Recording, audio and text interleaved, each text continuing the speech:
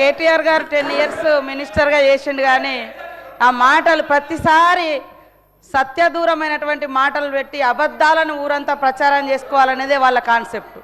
ఇవాళ మేము మహిళలకు ఒక లక్ష్యంతో పనిచేస్తున్నాం. 1 కోటి మంది మహిళల్ని కోటీశ్వరులను చేయాలనుకున్నాం.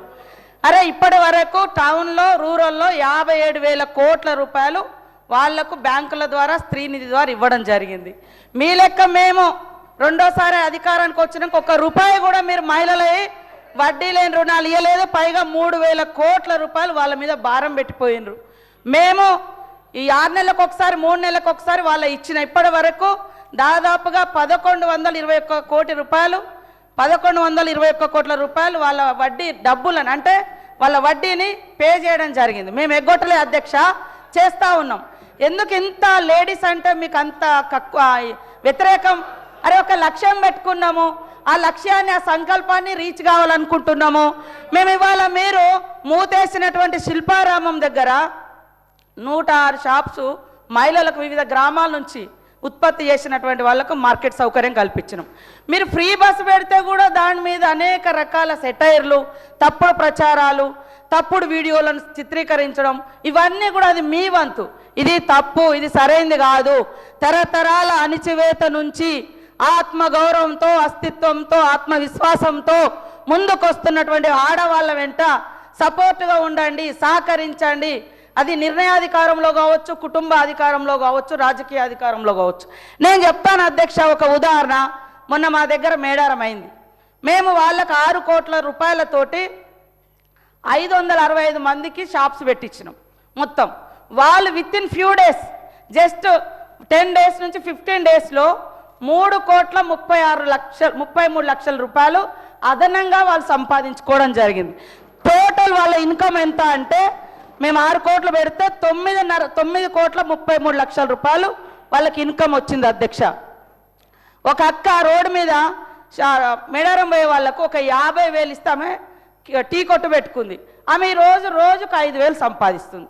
ఇదే ఇప్ప పువ్వు, మవ్వ లడ్డు వాళ్ళకు ఒక 50,000 నుంచి మేము స్టార్ట్ చేసి 2 లక్షలు ఇస్తే వాళ్ళు ఆ 3 మంత్స్లో టోటల్గా మొత్తం ఈ రోజులో 14 లక్షల రూపాయలు సంపాదించారు. ఫ్యూ డేస్లో 1 వీక్ 15 డేస్లో 5 లక్షల రూపాయలు సంపాదించారు అధ్యక్ష. ఇదొక మారుమూల అటవీ ప్రాంతాల నుంచి వచ్చి జరుగుతున్నటువంటి వ్యవస్థ. దాన్ని బట్టి మేము వాళ్ళందరికీ ఒక నమ్మకం ఇస్తున్నాం. మీరు ఇట్లా చేసుకోండి, ఈ రకంగా బ్యాంక్ లింకేజ్ ఇస్తాం, దాంట్లో ఇంతవరకు మాఫీ చేస్తున్నాం. ఇది తప్ప అధ్యక్ష? ప్రతిసారి ఎగతాళి మాటలు, బస్సు పెడితే ఎగతాళి, వడ్డీ అంటే వడ్డీ లేని రుణాలంటే ఎగతాళి. మీరేం చేశారు మరి 10 ఏళ్ళు? ఇవాళ మీరు ఇన్ని మాటలు మాట్లాడుతున్నారు.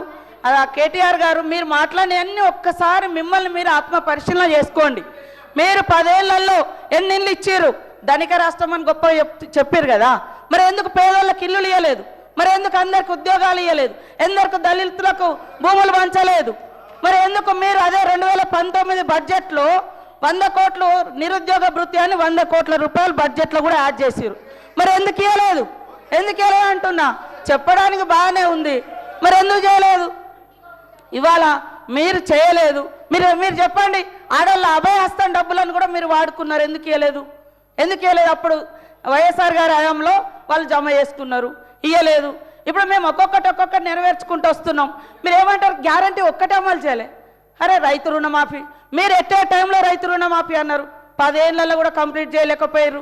అవే కదా అట్లా మిగిలి ఉన్నాయి. ఇవాళ 0 బిల్ ఇస్తలేమా? 200 యూనిట్ల కరెంట్ ఇస్తలేమా? 4.5 లక్షల ఇల్లులు 4.5 లక్షల ఇల్లులు కూడా మరి గ్యారంటీలోనే కదా. ఏదైతే 6 గ్యారంటీలలో 4.5 లక్షల ఇల్లులు కూడా ఉంది, 5 లక్షల ఇల్లు. మరి మీరు ఎన్ని ఇల్లు ఇచ్చారు 10 ఏళ్ళలో చెప్పండి? ఇవాళ మీరు ఇవ్వకుండా మీరు ఎంతసేపు బదనం ఇది బంద్ చేయడు. ముఖ్యంగా ఆడళ్ళ పట్ల, అది మీ కుటుంబ సభ్యులైనా బయట మాలాంటి అక్క చెల్లెలైనా ఎదగనివ్వండి అని మేము మాట్లాడు. ఆడళ్ళ మీద నిష్ఠూరాలు ఎందుకు? ఆడళ్ళ బస్సుల మీద నిష్ఠూరాలు ఎందుకు? ఆడళ్ళ వడ్డీ లేని రుణాల మీద నిష్ఠూరాలు ఎందుకు? కాబట్టి ఈరోజు మీరు చేసినటువంటి అప్పుల కుప్ప మూలంగానే ఈరోజు ఈ ప్రభుత్వం అనుకున్న నిర్ణయాలను ఇంకా కంప్లీట్ చేయలేకపోయినాం. మీరు అంతా ధనిక రాష్ట్రం అన్నప్పుడు మీరిచ్చిన హామీలన్నీ ఎందుకు అమలు చేయలేకపోయారో గదానికి ముందు చెప్పండి.